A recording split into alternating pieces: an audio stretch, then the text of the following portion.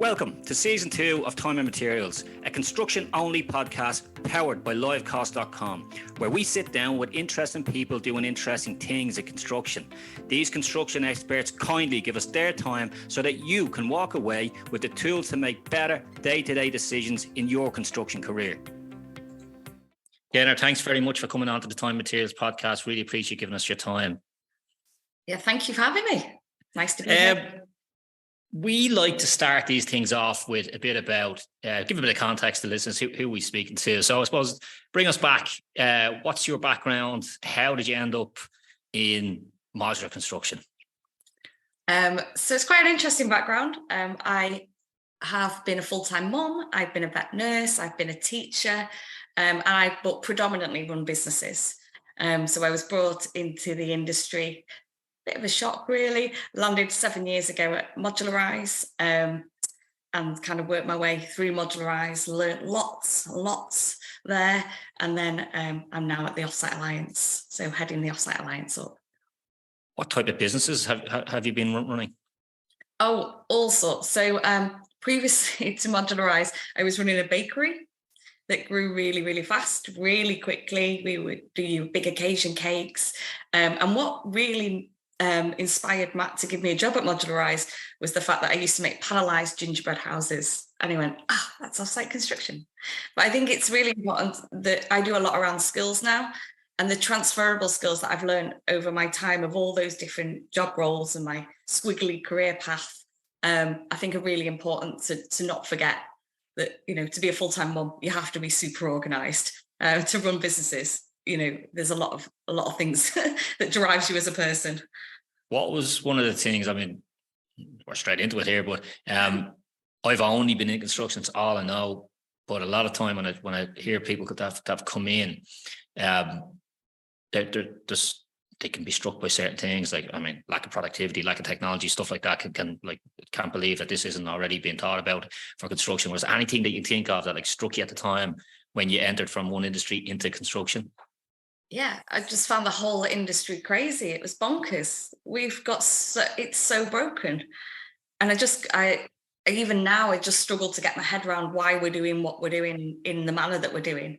And I think in construction, we drop a load of raw materials onto a site with hand-drawn drawings. Some of the time, hopefully most of the time, they're digital drawings. And then we ask a team that have never met each other to assemble that into a product that resembles the drawings that they probably don't read terribly well. And then we redesign it to reflect what they did actually build. So for me, construction is crazy. It just doesn't make sense. And the blame and the risk and the pointing fingers is really awful in the industry, rather than the collaboration and working together that I think we need to really start seeing more.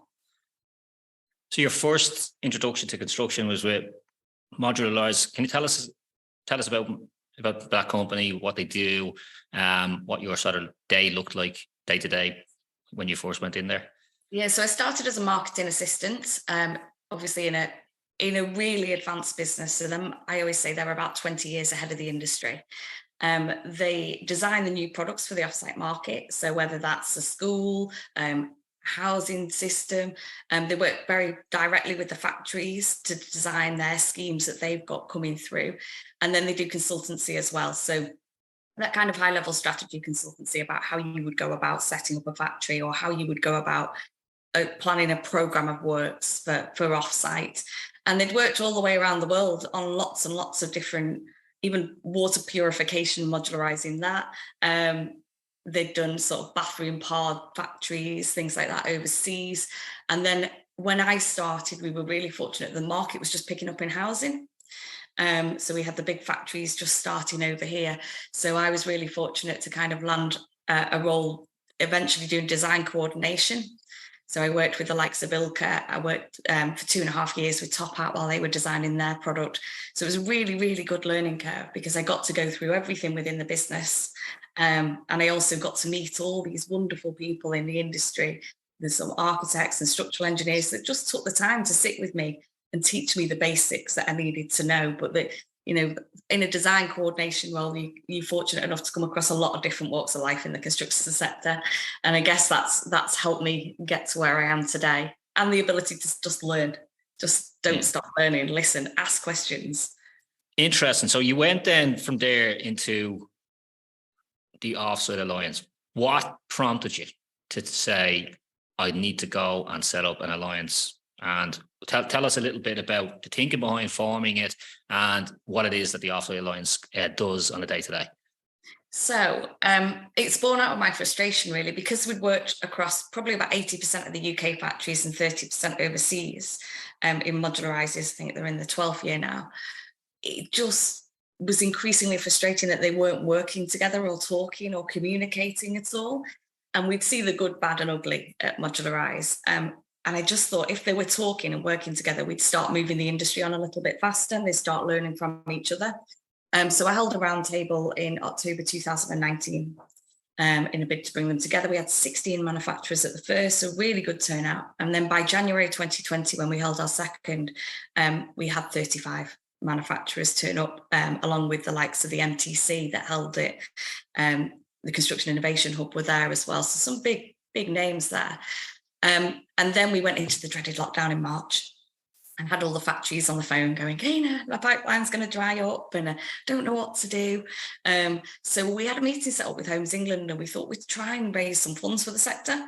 So it was titled the Coronavirus Survival Loan Fund, very catchy title. And in June 2020, when Boris did his build speech, we found out we'd raised 86 million. That fund into the house building fund, because as it happened, construction kept going, the factories did quite well out of it. So then I thought, oh, this is a bit real. There's a need and a want for an organisation here. So I set the Alliance up in July 2020 as a non-for-profit with a large membership body. And then it's just kind of spiralled from there. So we started with the manufacturers and then we opened it up to the wider supply chain.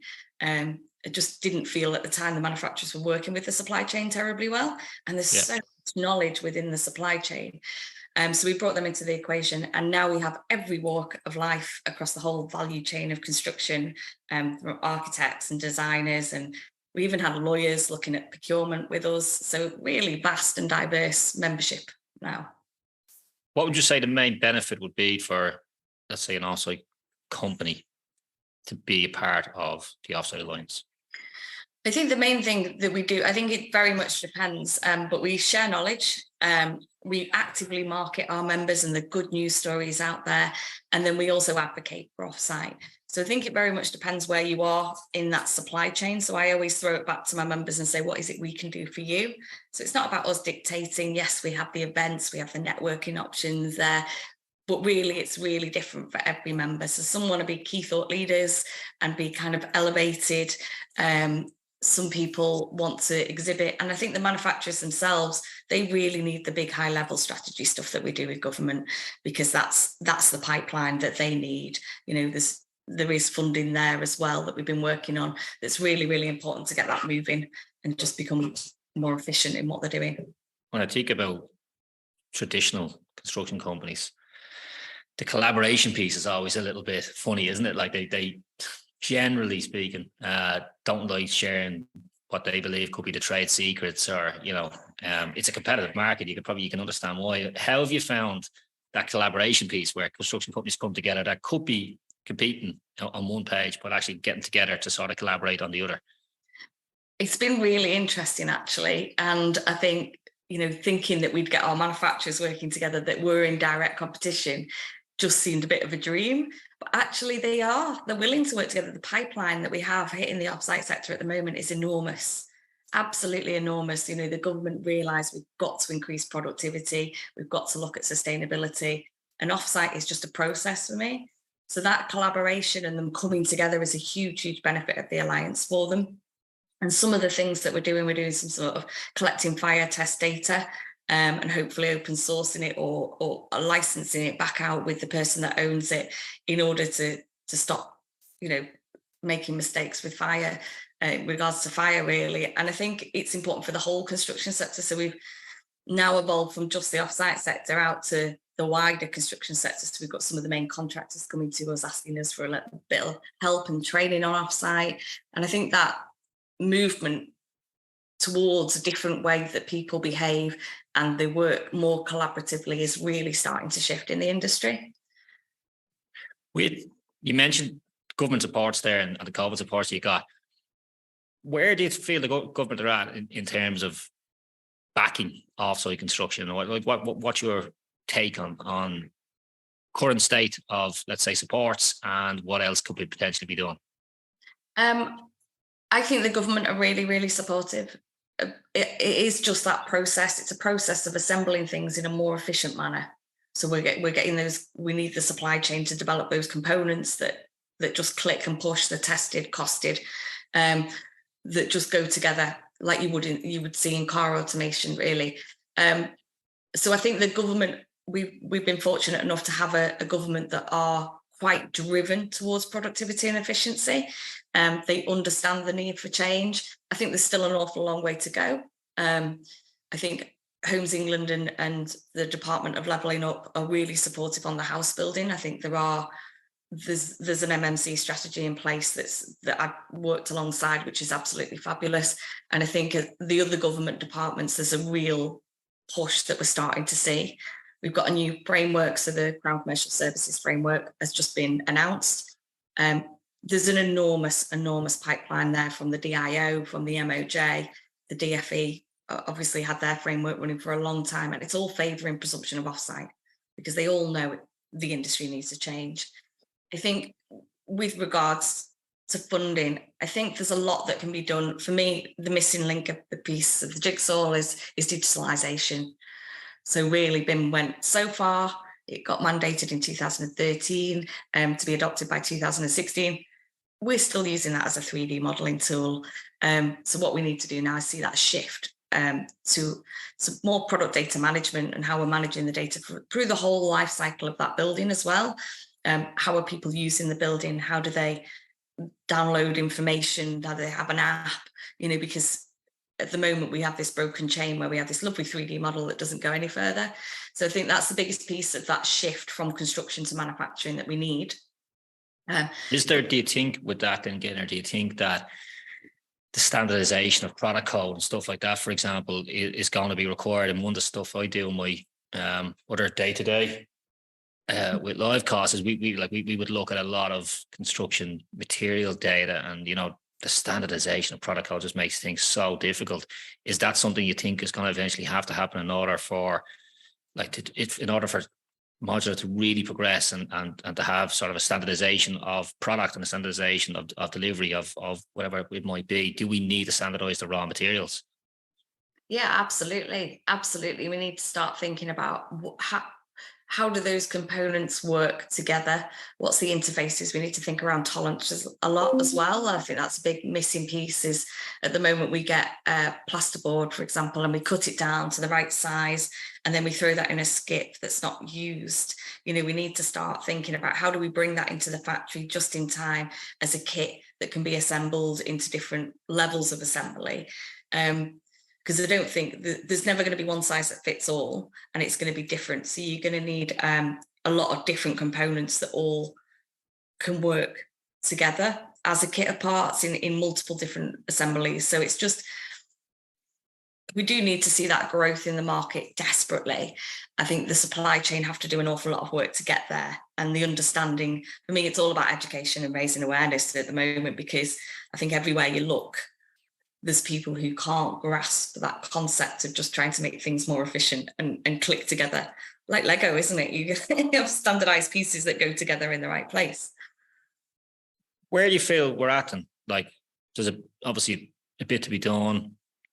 What would your take be on the current state of the modular construction industry? I think it's moving on a lot. I think the factories are developing themselves. I think the government support's there, as I've discussed, but I think there's so much to be done, because we've got construction that's fundamentally broken for me, and we've got manufacturing that works. And construction has all these other related problems like planning, contracts, procurement, that you don't generally see as much in manufacturing. So I think there's a lot of pieces to fix. So I think we will move on. It was funny, I was talking to Keith Waller from the Construction Innovation Hub the other week, and I said, Keith, how long is it going to take to transform the industry? He said 10 years. And I said, I think it's going to take 100 years, Keith. So I don't know how long it'll take, but I think if it's about behavioral and cultural shift, and it's about changing those mindsets of people, and often it's just simplifying it for them and breaking that down, I think, and just making it little chunks at a time, but across a lot of things.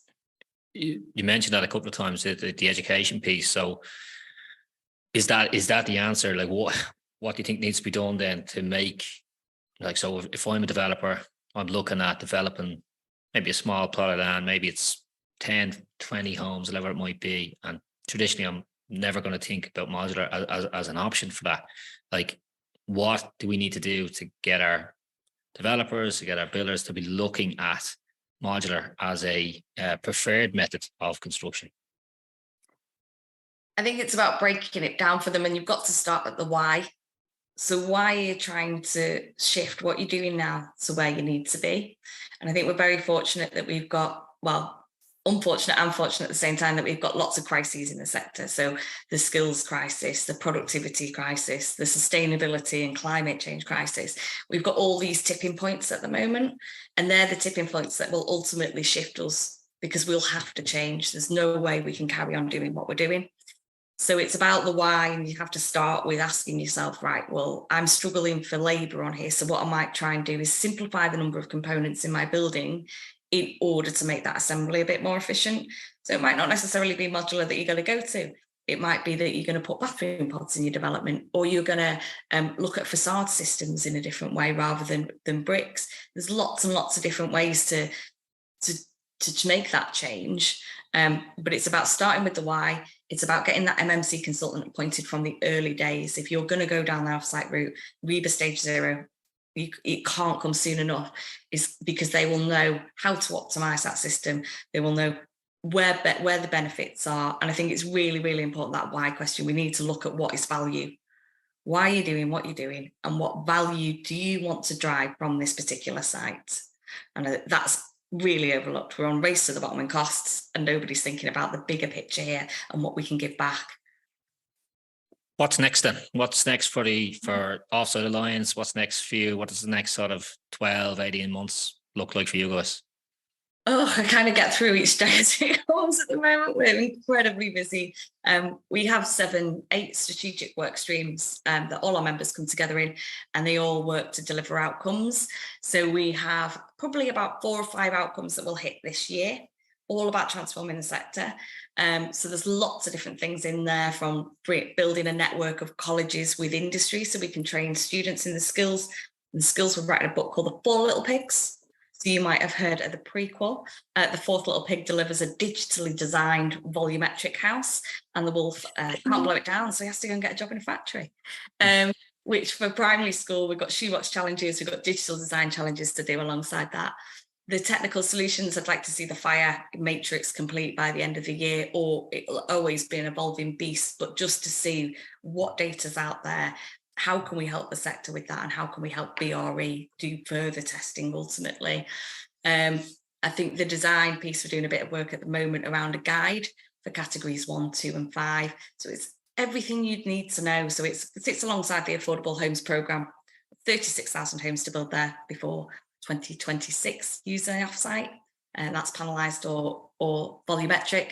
So really helping our RPs out there really get building and get building true value in what they're delivering. And if anyone wants to find out more about the Offsite Alliance or connect with you, where could they find you guys? Oh, they can just look online. We're big, bright, orange, very loud. So we've got Construction Week coming up as well. So if anybody wants to come along to Construction Week, we have our own stage. We have 15 panel discussions across the 3 days, all focused on that enabling the construction sector to really transform. So it's really exciting to get involved with that. But yeah, we've got the website up and running. You can just drop us a quick message on there and we'll get back to you. Fantastic. And we'll link up any links to the website and stuff in our show notes. Gaynor, thank you for your time. Really appreciate you coming on. Brilliant. Thanks, Kieran. No worries. Time and Materials is brought to you by Livecost, the construction software fully designed to manage your construction financial forecasts. Visit livecost.com to take a product tour or reach out to our team of construction cost experts to transform your project profits. Any links mentioned during this episode, including speaker profiles or any other resources, are available on the podcast show notes. Your feedback is also welcome. We would really appreciate if you could take a moment to leave us a review or email your comments, guest suggestions to hello@timeandmaterials.com. Finally, if you haven't done so already, please don't forget to subscribe. Thank you for listening. Until next time, I'm your host, Kieran Brennan.